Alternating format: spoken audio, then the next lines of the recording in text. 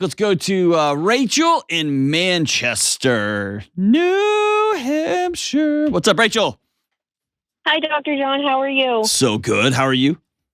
I'm doing well, thank you. A little nervous, but grateful to be on the show. Awesome. Thanks for joining us. What's up? So my question is, excuse me, how do I raise my children to live in this technology-focused society without allowing them to become obsessed? I don't know. You tell me. You tell me. I'm trying to figure that out myself. I don't know what to do. Tell me about your kids and tell me what you're struggling with. So my husband and I are expecting our first child in December, so we don't have any children right now. But we've been, listening to you and Dave Ramsey, and we've been talking about what we want our family values to be. And a big one is, not being so obsessed with their phones that they will inevitably have eventually, and to value human-to-human contact and interaction. This one's actually easy, Rachel. Easy. Okay. You called the right guy. Because I'm an addict when it comes to my phone. And so it's something I've had to just deal with like I would if I was addicted to alcohol. Your kids, your first kid, your second kid, your third kid are going to find out the way the world works by watching you and your husband. Okay. And so if you want to create a world where phones are not the centerpiece of that world, at least until they get into grade school, make phones like a screwdriver. It just stays in the drawer. It's a tool that we use when we need it. Ta-da! And your kids will not even understand that's part of the world. Now, here's a couple of caveats to that.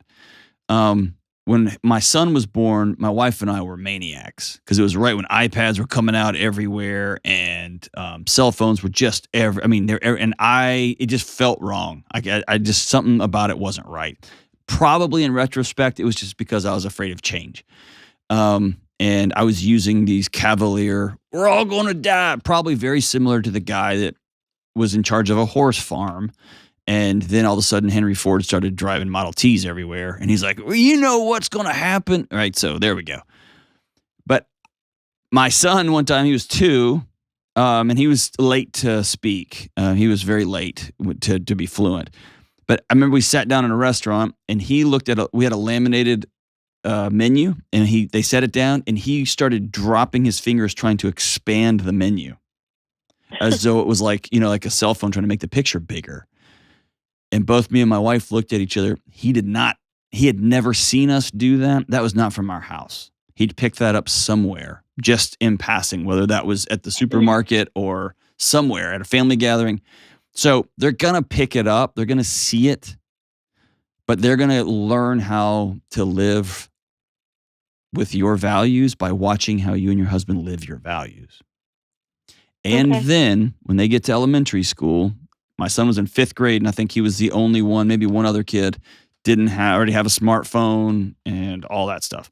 So it will happen early, and it's just going to be like everything else, whether it's I have to have the right tennis shoes, or I got to have the right gadget, or I got to have the right, I don't have the right, bat bag for the baseball team. You're going to be fighting that. That's just human nature. Kids want to fit in. And they want to be like their friends, and they want to be cool. And that's not weird. That's normal. That's developmental. And sometimes we can't afford certain things. And so we're going to teach them about realities of money. And sometimes I'm not going to buy you a $400 or $100 pair of jeans because you grow 7 inches every week. And so, some of those natural conversations, the phones are just going to be a part of that conversation too. Right? Yes, all your friends have them. And my job is to keep your mind safe. And they're not good for you. And so we're not going to do that in my house. Ta-da! And my son, I've talked about on the show, but he called me on it once, and he was right. As he was entering middle school, because he's the only kid, that doesn't have some access to some kind of phone. And he said, Dad, you took away the phone, fine. You say that these things aren't good for me and fine.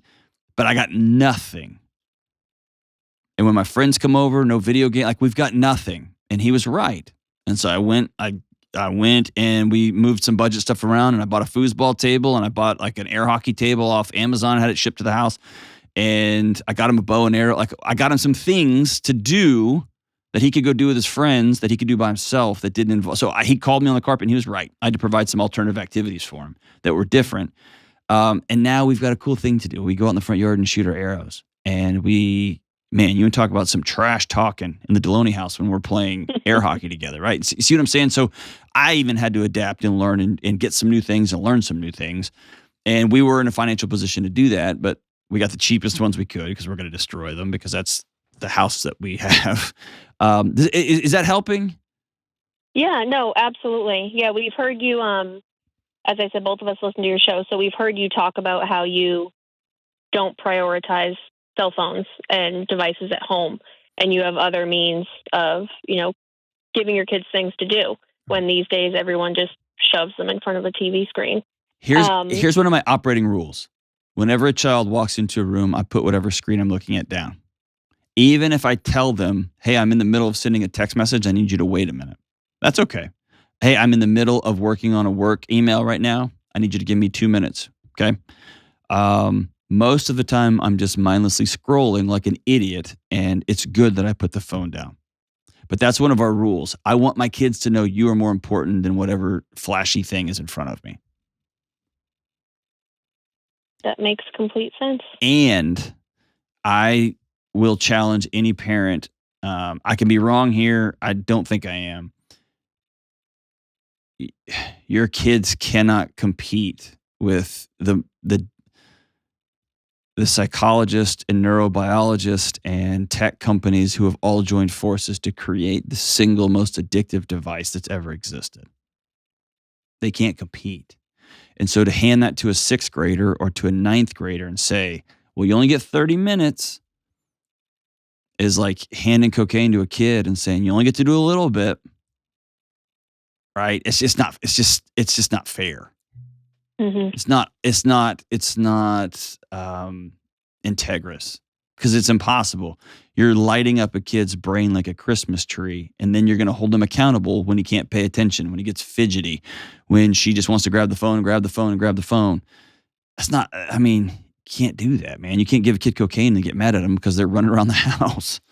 Can't do that, right? So I may be proven wrong, and I may be like, you know what, son, I screwed this up, but my approach is as little as humanly possible because they're already getting it everywhere. And by the way, my son now, he's in middle school, and every school's got computers and all that.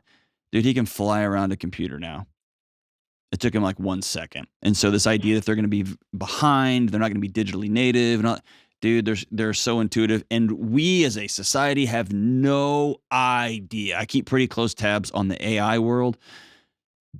What's coming? Holy smokes. Dude, we're about to be living in a sci-fi movie in a profound way. And so I'm not worried at all about the intuitive nature of technology integration. It's coming, sister. It's coming. And so screens will be, I think, lower on the priority list in the coming years. Okay. Okay. I think this stuff is going to be so integrated and braided into our lives that keeping them from a phone will be the least of our challenges. And that's okay. I welcome what AI can bring to us and what advances it will help us as a society. And it could get off the rails and Terminator 2 could actually happen, right? But Rachel, remember these things, these 2 important things. They're watching everything you do. They're watching everything you do.